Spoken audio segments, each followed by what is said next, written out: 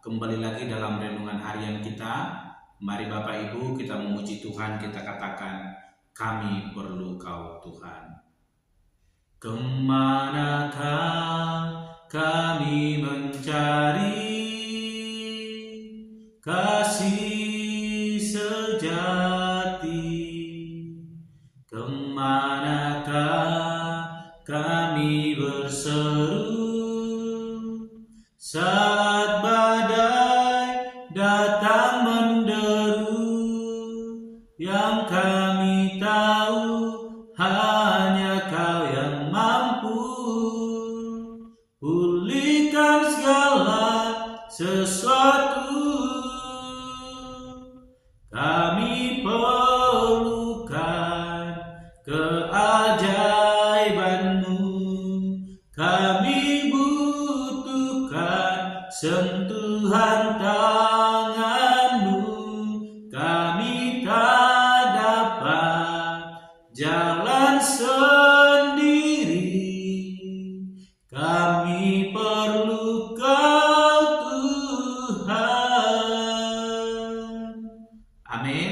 Mari Bapak Ibu kita membuka Alkitab kita dari Injil Yohanes pasal 16 ayat ke-16 sampai dengan ke-24. Demikianlah firman Tuhan dengan perikop duka cita yang mendahului kemenangan. Tinggal sesaat saja dan kamu tidak melihat aku lagi, dan tinggal sesaat saja pula dan kamu akan melihat aku. Mendengar itu beberapa dari muridnya berkata seorang kepada yang lain, apakah artinya ia berkata kepada kita, tinggal sesaat saja dan kamu tidak melihat aku, dan tinggal sesaat saja pula dan kamu akan melihat aku, dan aku pergi kepada Bapa? Maka kata mereka, apakah artinya ia berkata tinggal sesaat saja? Kita tidak tahu apa maksudnya. Yesus tahu bahwa mereka hendak menanyakan sesuatu kepadanya, lalu ia berkata kepada mereka, adakah kamu membicarakan seorang dengan yang lain apa yang kukatakan tadi, yaitu tinggal sesaat saja dan kamu tidak melihat aku, dan tinggal sesaat saja pula dan kamu akan melihat aku? Aku berkata kepadamu, sesungguhnya kamu akan menangis dan meratap, tetapi dunia akan bergembira. Kamu akan berduka cita, tetapi duka citamu akan berubah menjadi sukacita. Seorang perempuan berduka cita pada saat ia melahirkan, tetapi sesudah ia melahirkan anaknya, ia tidak ingat lagi akan penderitaannya, karena kegembiraan bahwa seorang manusia telah dilahirkan ke dunia. Demikian juga kamu sekarang diliputi duka cita, tetapi aku akan melihat kamu lagi, dan hatimu akan bergembira, dan tidak ada seorang pun yang dapat merampas kegembiraanmu itu daripadamu. Dan pada hari itu kamu tidak akan menanyakan apa-apa kepadaku. Aku berkata kepadamu, sesungguhnya segala sesuatu yang kamu minta kepada Bapa akan diberikannya kepadamu dalam namaku.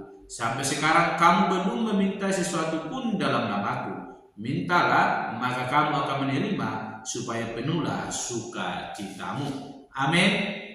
Bapak Ibu, saudara-saudara yang terkasih di dalam nama Tuhan Yesus Kristus, kita kembali merenungkan firman Tuhan, dan saya memberikan tema bagi kita semua, yaitu duka cita yang mendahului kemenangan. Sekali lagi, duka cita yang mendahului kemenangan. Bapak Ibu, saudara-saudara, Yesus kembali memberikan pesan kepada murid-muridnya sebelum hari di mana ia akan ditangkap dan disalibkan. Yesus memberikan pesan bahwa sebentar lagi mereka tidak akan melihat Yesus, namun sebentar lagi juga mereka akan melihat Yesus. Dan murid-murid tidak mengerti apa maksud dari perkataan demikian, sehingga Yesus memberikan penjelasan yang pasti di mana bahwa sebentar lagi mereka akan kehilangan Yesus, namun sebentar lagi mereka akan menerima Yesus Kristus. Bapak Ibu, saudara-saudara yang terkasih di dalam nama Tuhan Yesus Kristus, yang disampaikan oleh Yesus Kristus berkaitan dengan kematiannya, di mana murid-murid akan merasa kehilangan Yesus Kristus, di mana Yesus akan ditangkap, dianiaya sehingga mengalami kematian, dan itu menimbulkan yang begitu mendalam bagi murid-muridnya. Namun di balik duka cita itu, murid-murid akan melihat sukacita di mana Yesus akan bangkit kembali dan hadir di tengah-tengah mereka sebagai kuasa mujizat yang boleh Yesus tunjukkan, di mana Yesus telah mengalahkan maut dan memberikan kemenangan bagi orang-orang yang percaya. Bapak, Ibu, saudara-saudara yang terkasih di dalam nama Tuhan Yesus Kristus, siapa yang tidak mengalami duka cita ketika orang-orang yang ia kasihi tiba-tiba meninggalkan ia dan tidak akan bersama-sama lagi dengan dia? Pasti semua akan merasa sedih, akan berduka cita atas kehilangan tersebut. Demikian juga yang disampaikan oleh Yesus Kristus kepada murid-muridnya, di mana ketika tiba waktunya Yesus akan meninggalkan mereka. Namun itu bukan suatu duka cita yang membuat mereka akan kehilangan selama-lamanya, namun duka cita itu akan mendahului kemenangan yang akan Tuhan berikan kepada mereka, sebab Yesus akan bangkit, menang mengalahkan maut dan memberikan penebusan yang luar biasa, di mana kita sebagai manusia yang berdosa, yang selayaknya menerima penghukuman yaitu maut, tetapi lewat duka cita itu kita mengalami kemenangan sehingga kita boleh bersuka cita melalui penebusan yang diberikan Yesus Kristus. Bapak, Ibu, saudara-saudara yang terkasih di dalam nama Tuhan Yesus Kristus, minggu depan kita akan kembali mengingat, merenungkan, bahkan memperingati bagaimana Yesus Kristus disalibkan, mati di kayu salib, yang membawa duka cita yang mendalam bagi orang-orang percaya, sebab Yesus Kristus telah mati.